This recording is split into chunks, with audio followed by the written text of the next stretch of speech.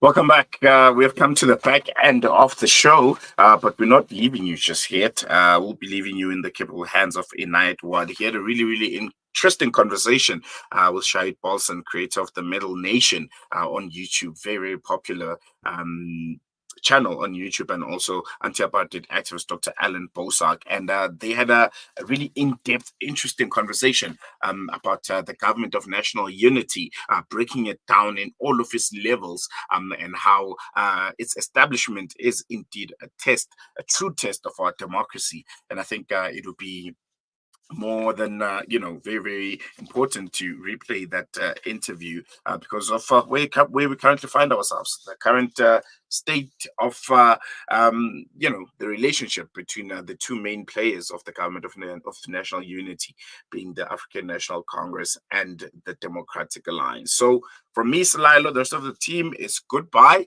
But here's Uncle Unite with a really interesting interview that I had last night on Wednesday nights with Inayat Wadi. Enjoy.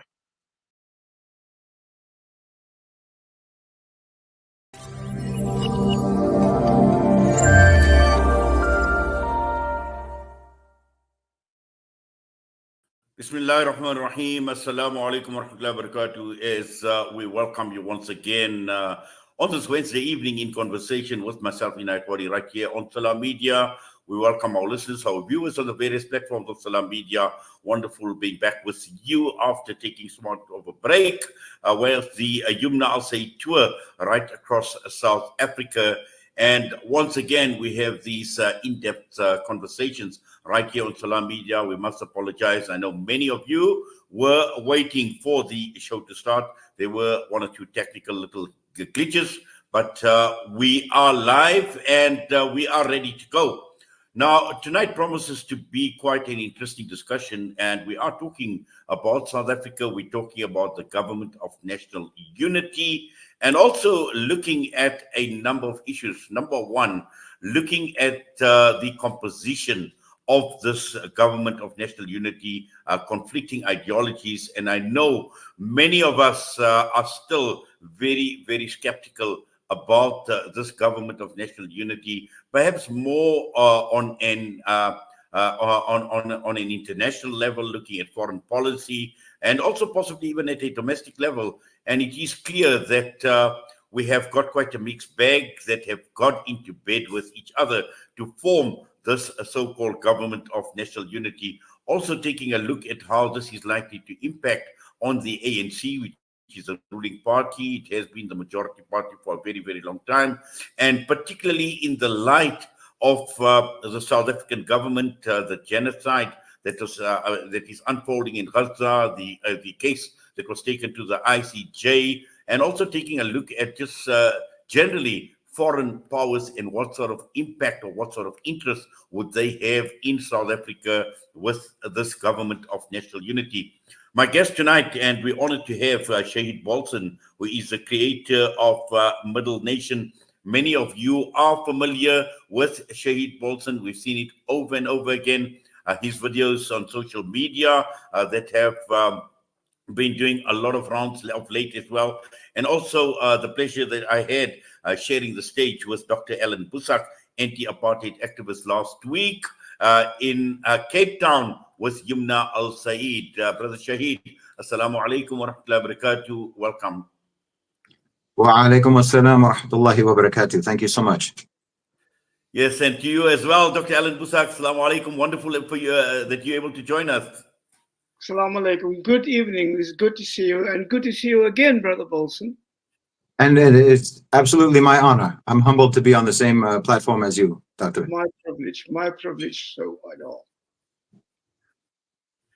Yes, Dr. Allan Boesak, let's begin with you. And I recall when we were in Cape Town last week, when you took to the stage, and clearly you had a fair amount to say about this so-called government of national unity in the light of obviously Palestine. But looking at South Africa, and clearly we have entered into a new era of political dynamics in this country. We've seen this GNU being formed, and just looking at South Africa in itself, in terms of significance, how significant is this development for the country like South Africa?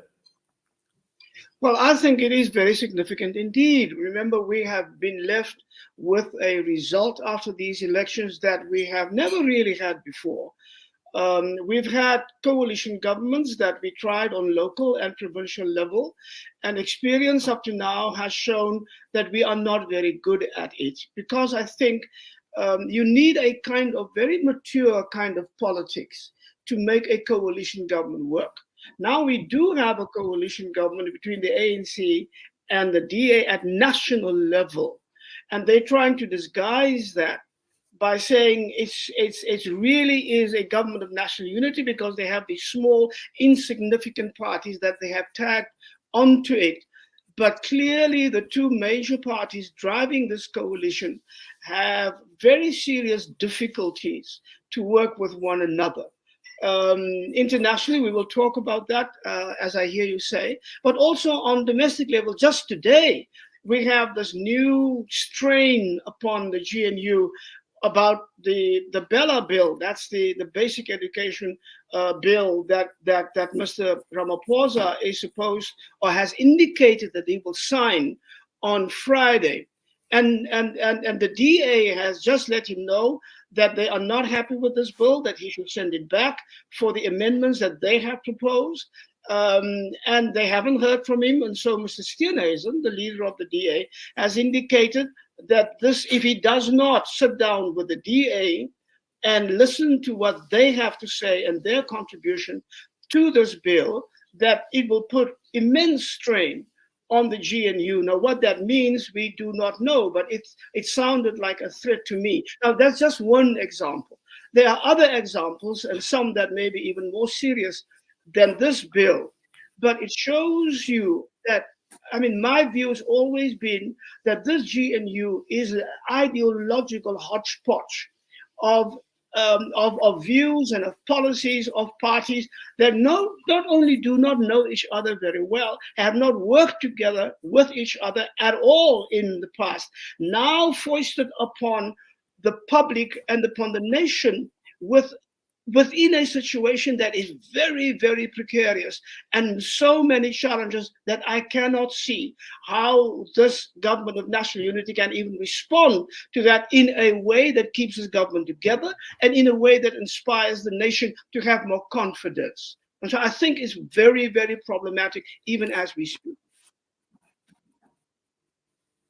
Well, thank you for that, Dr. Allan Boesak, and let's just bring Brother Shahid Bolsen into the discussion. Now, as we mentioned, as I spoke to you just before we got on live, Brother Shahid, you've had a few things to say about this government of national unity at the time of the elections, and particularly looking at some of the history in terms of governments and how governments have changed, regime changes as well. And in this one video clip, you cited examples like Venezuela, you spoke about Peru, and how directly and indirectly some of these regimes actually change. And you also made mention that South Africa could possibly be a target of this, and we're seeing it now. And Dr. Boesak spoke about this ideological nightmare that exists within this government of national unity. Just your thoughts and looking at this government, and we are talking of major ideological differences amongst the various political players in government.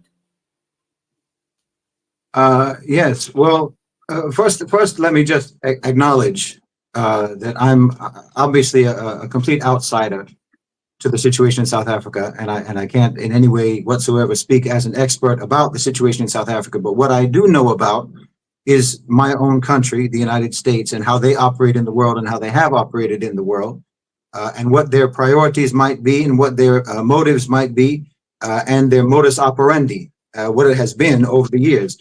The United States has interfered in over 88 elections since 1945. We just saw them doing that. Well, you can look at, as I say, there's different methods that they use, and I've talked about that before. There's different methods that they use in order to get the results that they want. So, for example, you saw in Pakistan the removal of Imran Khan. You see what can be, I think, properly understood as a so-called color revolution in Bangladesh, the overthrowing of the government in Bangladesh. You see now the CIA is providing the vote counting machines and technology and software to Brazil to potentially control the outcome of their next election. And I believe that what happened in South Africa was exactly what I warned about, which is basically, excuse me, the infiltration of the government of South Africa by the United States, by specifically the neocons in the United States, to infiltrate the government of South Africa in the form of the DA. So I understand talking about ideological differences, but I would argue that it's not so much an ideological conflict as a conflict of loyalties. The DA represents a party that is affiliated with and aligned with neoliberalism, hardcore, fanatical neoliberalism, and it represents, in my mind, again, as an outsider, but as a Westerner who has some knowledge and experience of how the West operates, the DA represents a Western agent in South Africa, a neoliberal agent, a colonizing class, representing the colonizing class in South Africa. And I don't see that, I see it as a conflict of loyalties more than ideologies, because anyway, the ANC has been neoliberal for decades. They have themselves pursued neoliberalist policies, even if they've been a bit sheepish about it, because they have their own pre-existing sort of anti-colonialist, anti-imperialist, anti-apartheid credentials.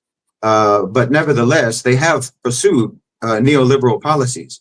I think that getting the Democratic Alliance into the government was specifically a move to shore up the neoliberal faction, where the ANC, because of this is the nature of neoliberalism, by the way, it makes you unpopular when you pursue neoliberal policies, because inevitably it's a disaster for your country, and that inevitably causes you to become unpopular.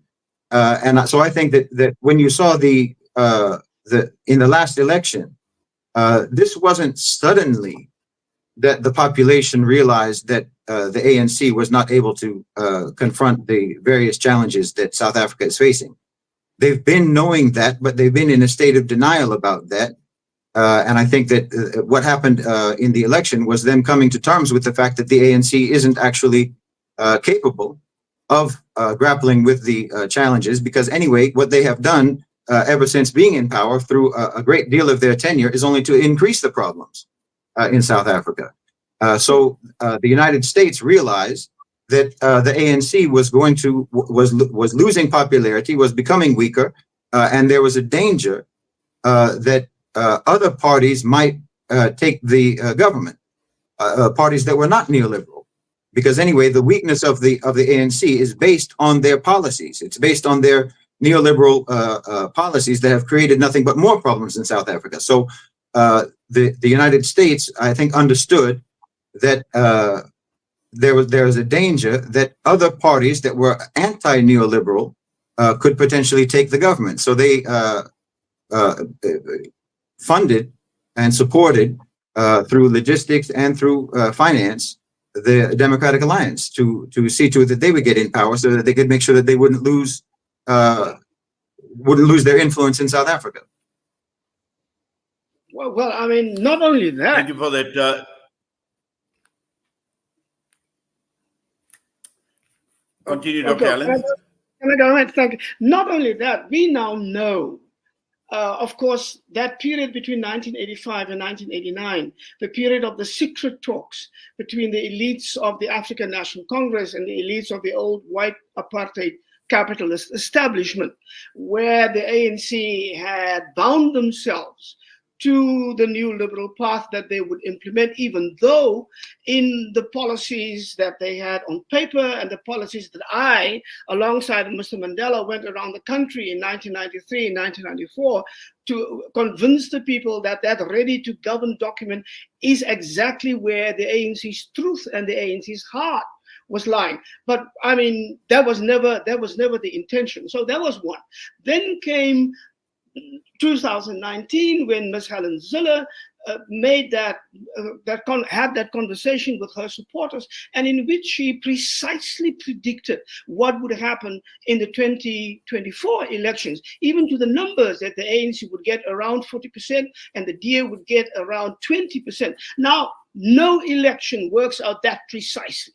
Nobody can foresee that far how the numbers would work out. You can work on trends and you can work on what you see may be developing issues, but you cannot be as precise as that. So that says to me that the situation that we found ourselves in after the elections in 2024 was not just by accident, or was not just the innocent income out of an election. Your idea, Brother Bolsen, that you say the United States had everything to do with this is absolutely true, I think. And the DA was they were not very open, but we discovered how the DA was in touch with the United States government, how they asked for support financially and otherwise, how the ANC actually saw this happen and did nothing about it because the ANC knew that was the way in which they were going to go. I'm talking about what Mr. Zuma used to say, the ANC of Ramaphosa, not the ANC of the people. And when you look at that, but also the other thing, of course, that caught them a bit off guard is they were thinking ANC over against the economic freedom fighters. What happened is that Zuma and the MK came in, and that was a completely unexpected development, which pushed them into the point that they could no longer hide the fact that the ANC and the DA were actually ideologically working with one another, actually in one bed, as you described. So that is absolutely true. The situation now, of course, is what is beginning to be clear is that the pretense of the ANC to be a party of the people, for the people, with policies that would actually be in the interest of the people, that pretense, that mask is being ripped off. The DA, as a racist party, fundamentally, that mask is being ripped off. And in two specific instances in the appointments, we can actually see that. And so for me, Brother Chairperson, that makes the whole existence of this GNU far more difficult and far more open, all of the cracks that are coming out. And I do not think that with all of these pressures from inside and from outside, they will be able to exist as one sort of face towards the nation for much, much, much longer. I see that these pressures will force upon them a move that might make them fall apart sooner than we might have thought, or they might have thought. Well, Dr. Allan Boesak, you've actually taken the words out of my mouth, because that was going to be a lead question to you with regards to whether this GNU had actually just come about by accident or by design. And I think that confirms what Brother Shahid is also talking about in terms of regime change, and also the whole question surrounding Helen Zille and her remarks in 2019. And that alone actually speaks volumes. Now, Brother Shahid, regime change, I think is, and as you spoke about, you said a conflict of loyalties more than conflict of ideologies. And it is clear in a country like South Africa, where we've got this huge gap between rich and poor. We're one of the most unequal societies in the world, and obviously infested with socio-economic issues as well. And here you have a government of national unity, where on the one side, you've got the DA, and even we've seen it with regard to funding in the elections as well, the people behind the funding, some of these political parties that are now part and parcel of this government of national unity, how well they were funded, and again, representing a certain class of people, where on the other hand, the masses have been calling out, they've been crying out to the ANC, where do we stand? Why are we not represented? Why our interest? Why is our lot not improving in this country? And since democracy, and I'm sure Dr. Allan Boesak will also agree, this country has actually gone backwards and it hasn't made any difference in the lives of the millions right across the country.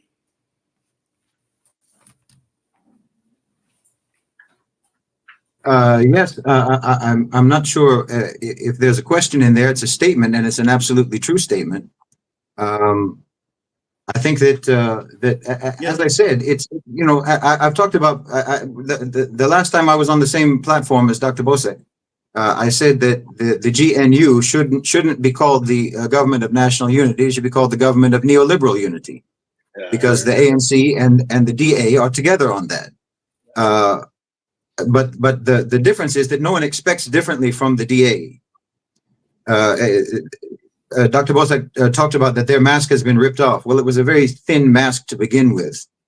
But the ANC has, how can I say this?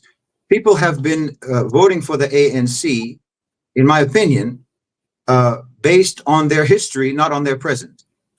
Based on their memory of the ANC, not on their experience of the ANC. So they're willing to give a benefit of the doubt to the ANC that it has for a very long time not deserved. I think that he's Dr. Boesak is absolutely right that the mask has been ripped off. Now, if you want to make a difference between the ANC and Ramaphosa's ANC, I don't know, but I think that you need a different party altogether, because the ANC is the ANC as it exists today, and it has deteriorated morally.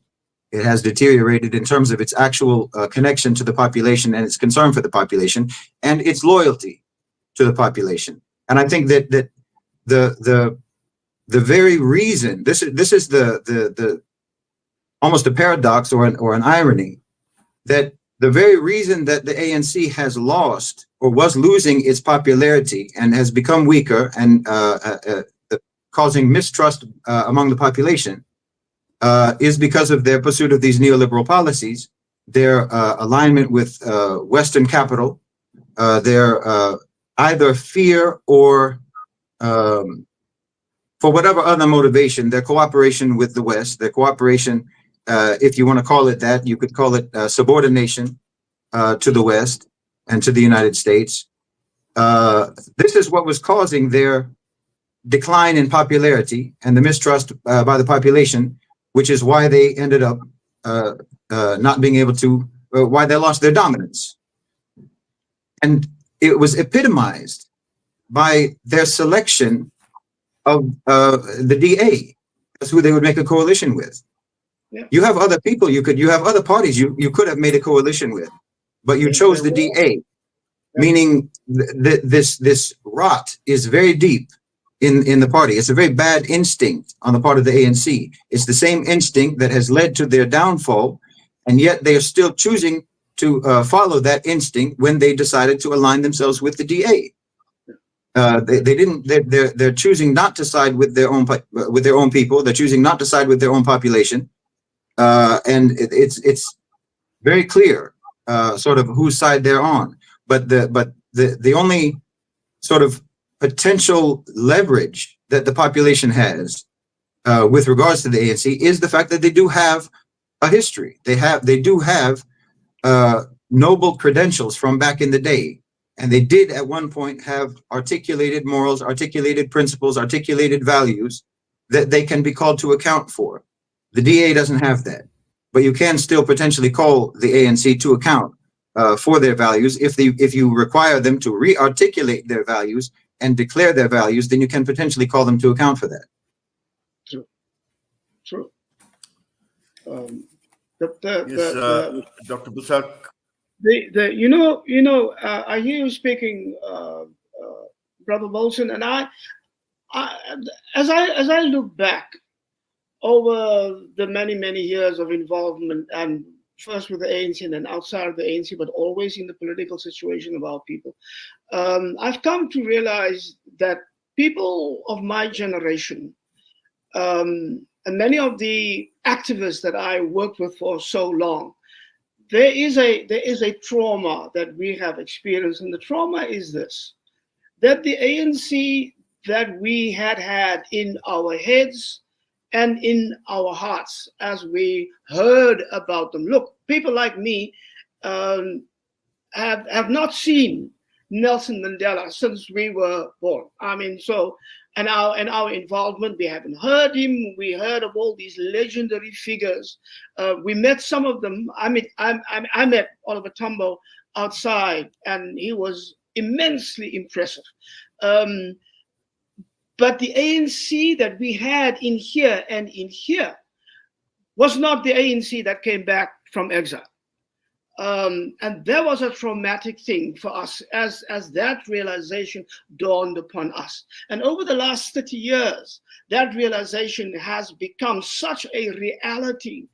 In my conversations once with one of the top people of the African National Congress, he said to me, I said to him, you know what, I think it's better for the African National Congress to simply implode or explode. Just fall apart so that we can have an opportunity to build on the ashes of that thing, a new movement that our people can have faith and trust and confidence in. Because the love that the people had for the ANC has been so viciously betrayed that is no longer good for us. His response to me was that, remember, if the ANC falls apart, our people, because the ANC is so intricately involved in the lives and the history and the dreams and the hopes and the aspirations of our people will not be able to deal with that trauma, was his response. I was saying to him, you might be talking about an older generation, because the younger generation, this was now a conversation in 2012, 2013, because the younger generation do not feel the same way about the African National Congress. There's already a change. One young person at a university conversation that I had said to me, the problem with the older generation is that they have the politics of sentiment. So my father and my mother and my grandparents, they vote for the ANC because it's Mandela's ANC, it's Tambo's ANC.